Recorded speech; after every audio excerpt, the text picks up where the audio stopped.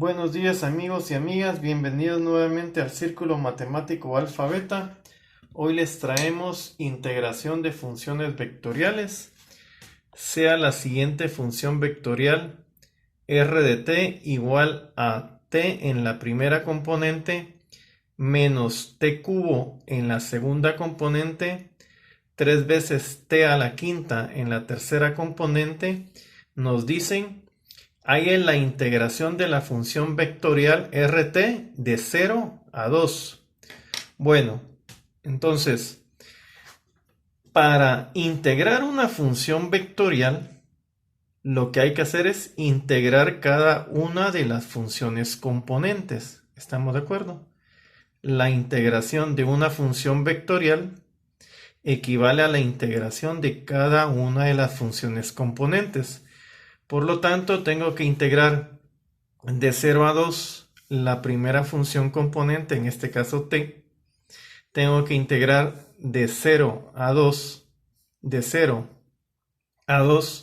la segunda función componente y tengo que integrar de 0 a 2 la tercera función componente, que en este caso es 3t a la quinta. ¿Estamos de acuerdo? Entonces tenemos que la integración de la primera función componente es 1/2 de t cuadrado, evaluado de 0 a 2. La integración de la segunda función componente, ¿sí? La integración de la segunda función componente es menos 1/4 t a la cuarta, evaluado de 0 a 2.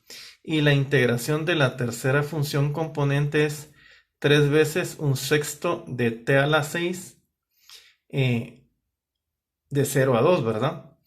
Bueno, y entonces la integración de la primera función componente nos da 1/2 que multiplica cuarto.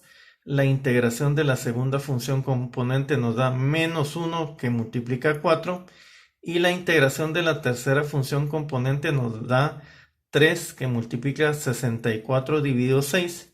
Y después de simplificar, llegamos a que el resultado de la integración de la función vectorial original, el resultado es el vector con 2 unidades en la primera componente, menos 4 unidades en la segunda componente y 32 unidades en la tercera función componente. Si en dado caso la integración fuera indefinida, entonces vamos a tener integraciones indefinidas en la primera, en la segunda y en la tercera componente, más un vector de constantes c, ¿sí? C sub 1 para la primera componente, C sub 2 para la segunda componente y C sub 3 para la tercera componente.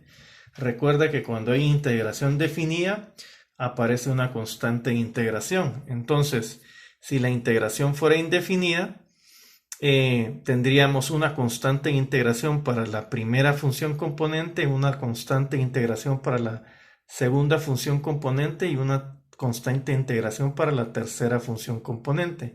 Entonces, si las integrales fueran indefinidas, entonces tendríamos a la integración de las funciones componentes, habría que añadirle un vector de constantes, ¿verdad? Tendríamos que añadir aquí más, ¿sí? Tendríamos que añadir más un vector de constantes. ¿Estamos de acuerdo?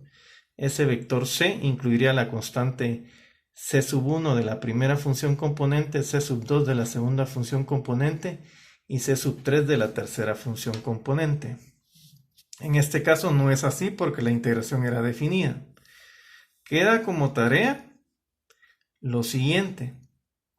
Si yo tengo que mi función vectorial r de t, si mi función vectorial r de t es igual a 0 para la primera función componente, 4 dividido 1 más t cuadrado, coma, para la tercera función componente tenemos 2t dividido 1 más t cuadrado. Entonces me piden hallar la integración definida de 0 a 1 de dicha función vectorial. Repito, la función vectorial queda definida como: para la primera función componente 0, para la segunda función componente tenemos 4 dividido 1 más t cuadrado, ¿estamos de acuerdo? Y para la tercera función componente tenemos 2t dividido 1 más t cuadrado. Y me piden hallar la integración de esa función vectorial de 0 a 1. Nos vemos hasta la próxima. Nos vemos a la próxima y recuerda, las matemáticas las dominamos si las trabajamos.